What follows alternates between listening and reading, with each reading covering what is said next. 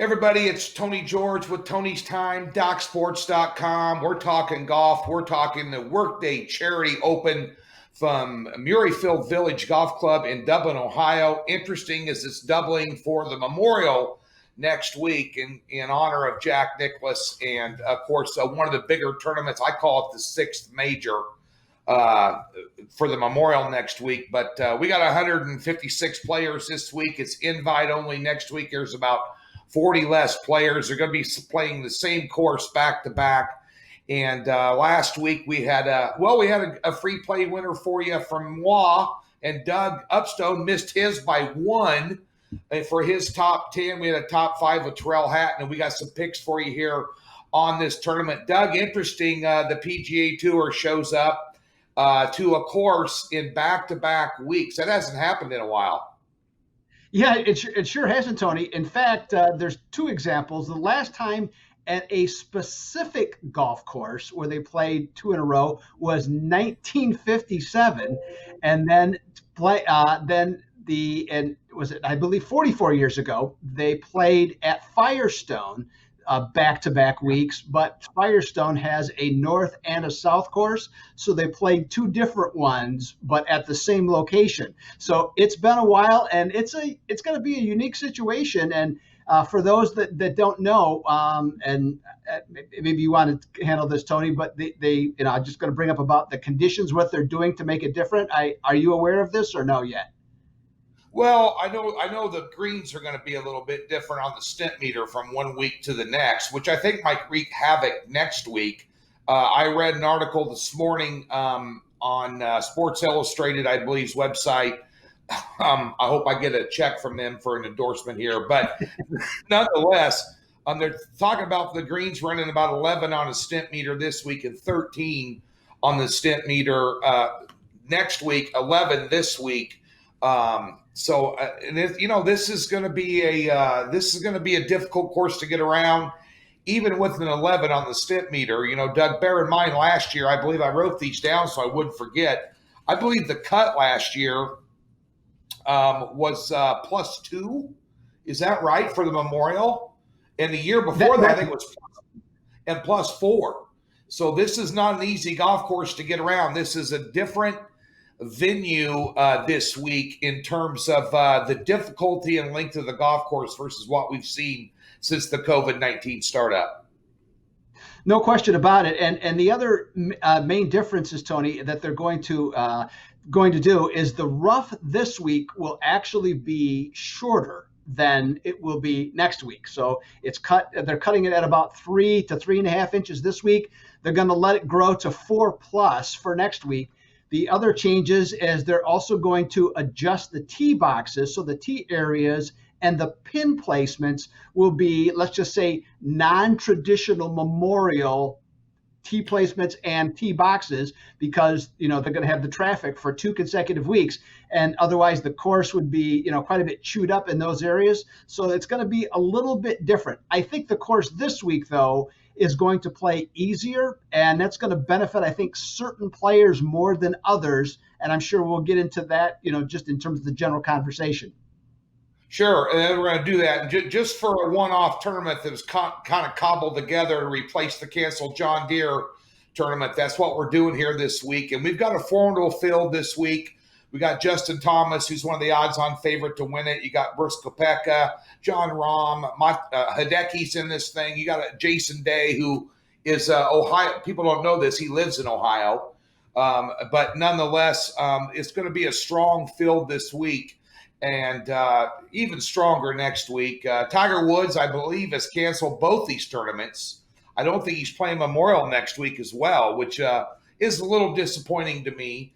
But there's a lot of talk this week, and I'll just go down through them. First of all, one thing about this golf course, this is a Bombers golf course.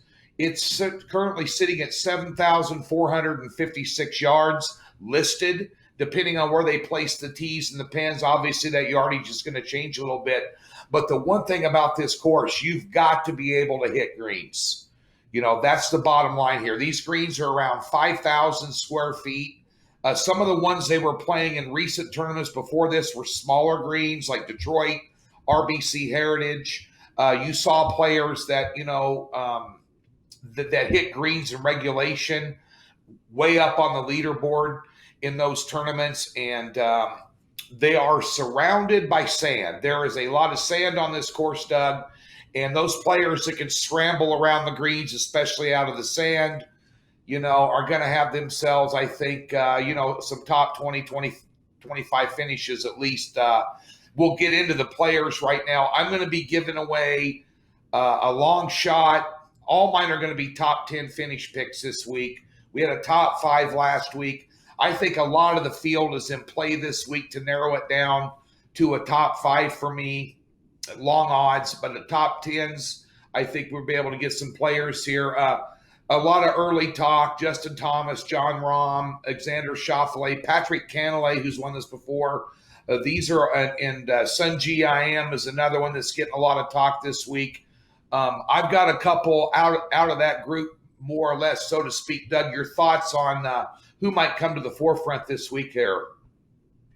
Yeah, the one thing for a free pick that I would recommend, and this is more or less an across-the-board pick with few exceptions, is for a tournament. As the viewer should know that you primarily, Tony, do head-to-head matchups on a daily basis, and mix in a few other things.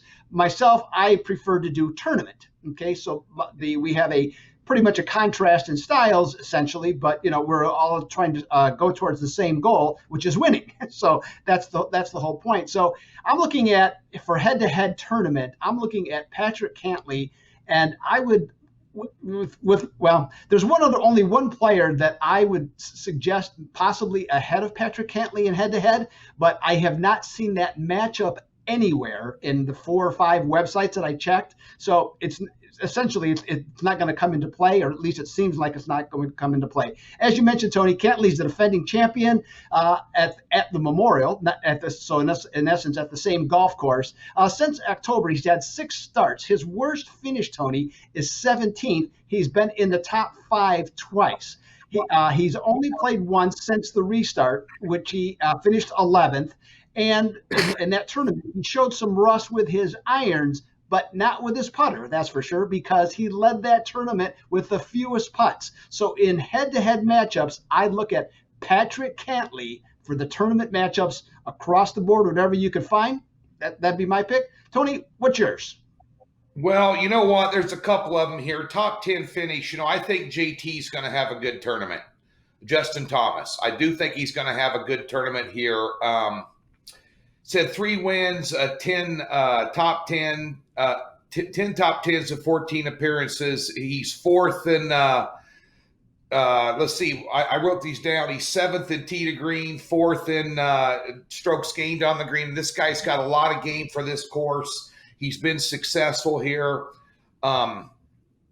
Striking the ball, getting to the green is going to be highly rewarded in this golf tournament. I cannot stress that enough for anybody watching this. We've hit, as Doug mentioned, he does tournament picks. I do daily head-to-heads. My daily head-to-heads, the last 2 tournaments have been 70%. We've went 7-3. And, so we're nailing down these head-to-heads. And a lot of them, I'm just taking good ball strikers. The one thing about Doc Sports is we have 12 handicappers. You'll see the free $60 sign. Let me point to the right direction, right up there. We give you a free $60 for joining the website if you've never been a member, and you can jump on 12 different handicappers, and every one of them it's like Baskin Robbins. There's a different flavor, a different approach to how you approach these things to make money. And what I do is different than what Doug Upstone does, but at the end of the day, if they're making you money, you have more than one angle to attack a sporting event, which is exactly what we have here. But if I'm looking at top 10s, you can get Justin Thomas at plus 125 right now for a top 10 finish. And I think that's good money. I think, getting a plus number on that is real good money. I also think a couple of long shots here that I'm going to throw out. Kevin Streelman. This is a good golfer. He contended down to the wire with Dustin Johnson at the Travelers. And I think this course is built for him, and you get him at plus 600 for a top 10 finish. And another one here that I love at plus 700 for a top 10. I'm going long shots this week, Doug. The other one is Roy Sabatini. You know, the other Rory has been better than most at Muirfield Village, ranking 11th all-time in stroke gains on the field at the Memorial. You know, which is a very strong number here. He's had a couple of top 21 finishes since the restart. Seems he's been in solid form. He's contended in this tournament, and I think he's a long shot to be a top 10 this week, along with John Rahm at plus 300. But my top two picks out of here would be Justin Thomas at plus 125 and Streelman at plus 600 here on this golf course this week. You're hearing a lot of talk. Here's the ones I saw. I looked into a site for consensus picks. These are from daily fantasy guys that match these guys up and really dig into this deep, and who I follow, Doug. But the outright top 4 bets were in this tournament: Morikawa, Patrick Reed, Sunji Im, and one that keeps popping up on every radar screen that I've heard, including a good buddy of mine at 60-1 long shot for to win this tournament, Matthew Fitzpatrick. You're hearing a lot about Matthew Fitzpatrick, Doug, and I mean a top, consensus bets, top 5 bets, top 20 bets. He ranks in the top 3, Matthew Fitzpatrick, in all of those. Yeah, for my other free pick, Tony, it was a choice between Fitzpatrick and who I took ultimately. And to be honest with you, it just came down to a matter of just choice. But I think Fitzpatrick looks like a very solid bet. And I think what I'm going to talk about next, I think for top 20, I want to say he's at plus 240.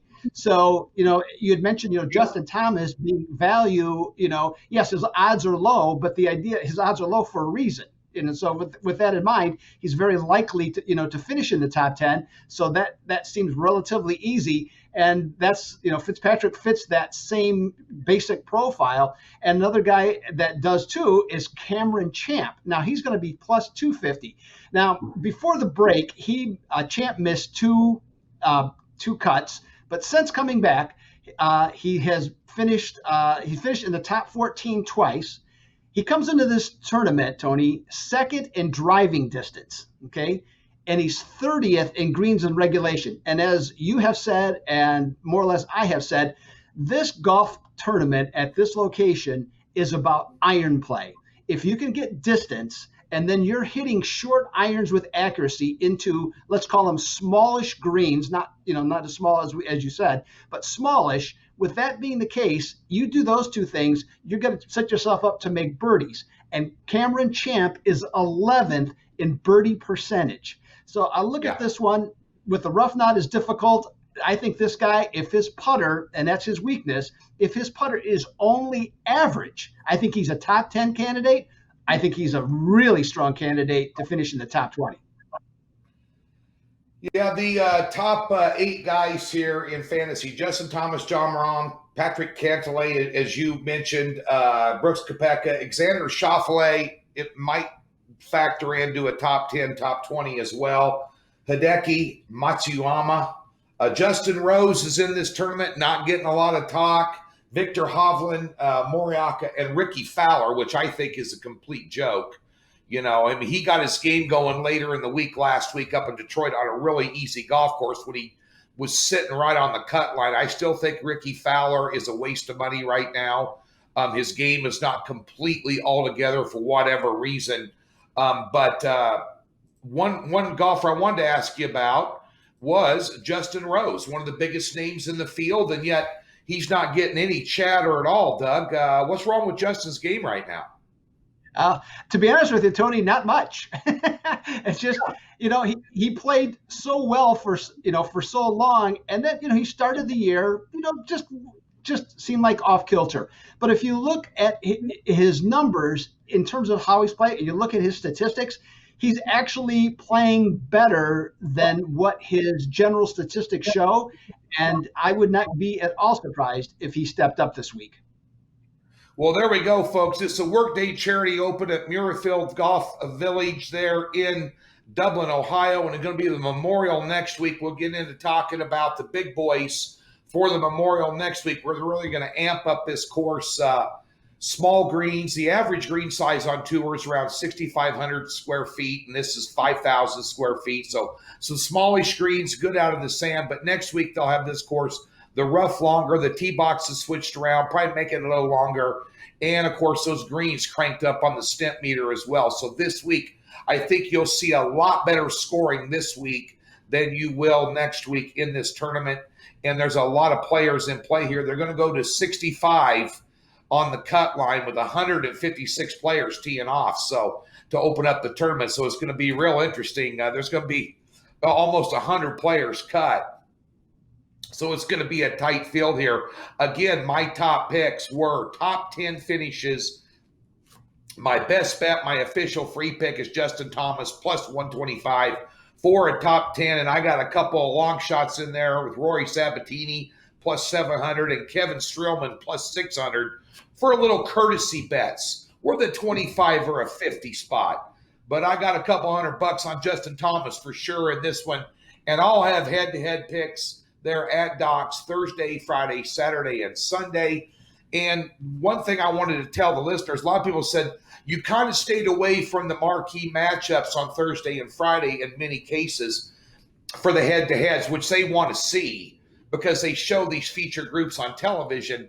Well, bear in mind, we release our selections at Doc Sports at 8:30 a.m. Pacific. So we have to take tee times that are after 12 noon Eastern, which many times, Doug, limits our cards on the daily head-to-heads, you know. So they might have a feature group late in the day on one day, and then they tee off at 8:30 in the morning the next, Eastern time, which knocks us out of putting those picks up. So those are my three top ones. My top one being Justin Thomas, top 10, and Doug Upstone, one more time, your top free best bets for this tournament here. So for this one, for free picks, take Patrick Cantley in head-to-head tournament matchups. Look at Cameron Champ at plus 250 for a top 20 finish. And I have, are you ready for this? 7 big plays going this weekend for tournament golf, including 2 5-star best bets, or 5-unit best bets, I should say. And so I am ready and excited to cash big time this weekend, Tony. Here you go. And Doug Upstone notoriously is known as one of the better golf handicappers at Doc's website. Had a great year last year and having a good year this year. So be sure to go to Doc's, take advantage of that free $60. Get yourself some PGA Tournament winners at the Workday Charity Open this week, right over there at DocSports.com.